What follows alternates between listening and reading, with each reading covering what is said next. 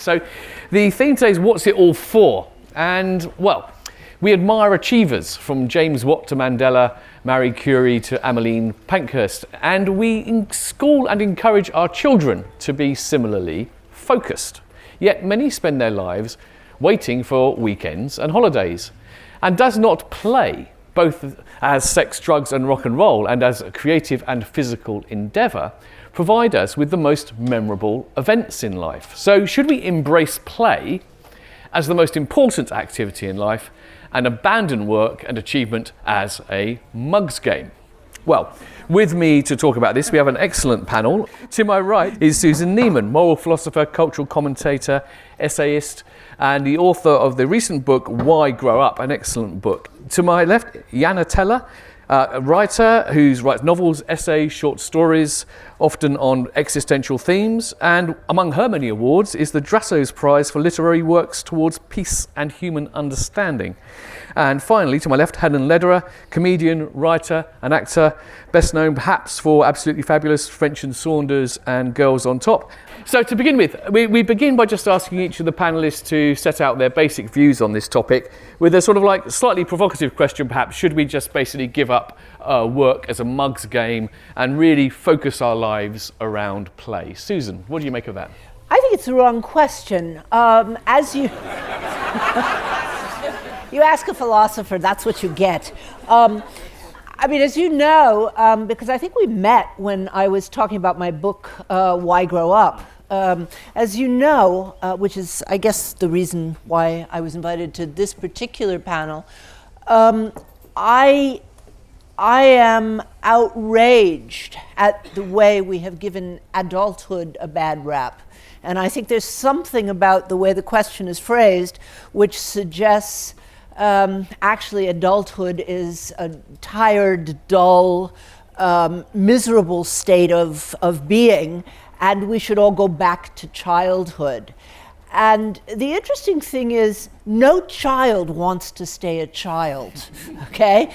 It's really true. Those of you who've had them will agree.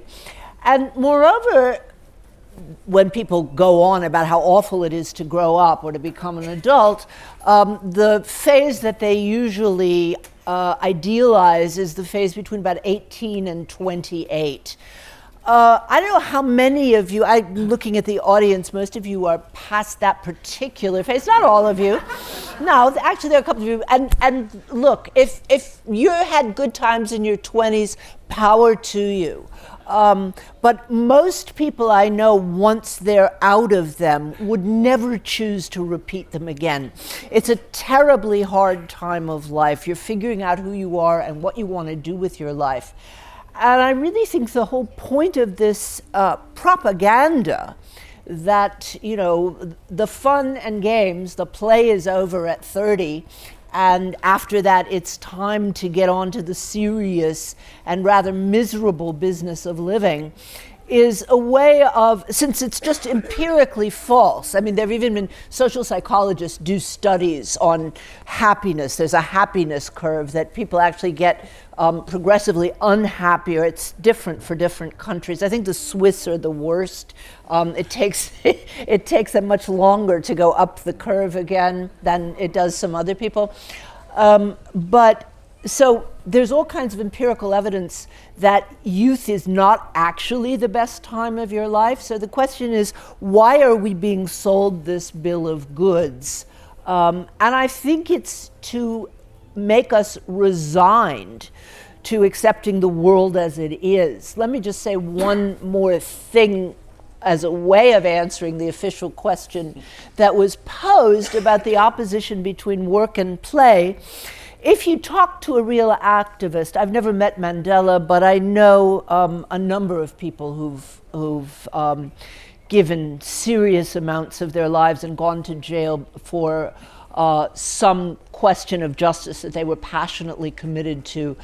They will talk about not sacrifice, but a feeling of freedom and a feeling of deep, I'm not sure they use the word happiness, but joy at being able to do that. So the weird thing about the way the question was phrased was that you juxtapose, someone like Mandela or Pankhurst, and then you talk about sex, drugs, and rock and roll. Nothing against any of them, by the way. I mean, we're throwing a lot of different ideas into a mix where they don't belong, and I think it's important to distinguish between them. Okay, Helen. Yeah, well, I'm going to have a go at deconstructing the question. I think that's a brilliant start. My understanding of the question was that you had to have either or, that you have work, right. That you have to replace work with play, or one or the other. So my position here is, as a comedian, as somebody who was always, fat, asthmatic with a hairband, obviously great criteria for being the comedian. So I was the funny one in the class. The other fat person wasn't funny, there were two of us. So I've understood how play has fed into my work. So I have to be playful in order to work at my best. And if you think about the role of, court gestures, I actually Googled this. That's the only way I actually access information, unlike my colleagues. The court gesture was obviously there. There was a woman court jester called Jane, by the way, in Mary I. That's as far as I've Googled. But the point is, it's a leveler of society. Playfulness is a level of society to sort of prevent dogmatism. So there's that. Then there's a slight gender thing that men like Rod Stewart can play with his train sets and actually donate money to a museum. I don't know if anyone read that recently when there was a Kell disaster, broken down trains or something. Anyway, whereas women's play is seen as having to be restorative or improving. So we need to actually get a kind of traditional gender look at how play sits in society.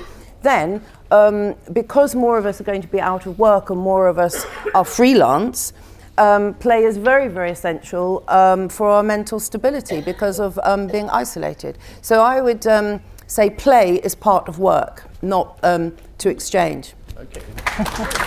I think some people agree with you. Janne.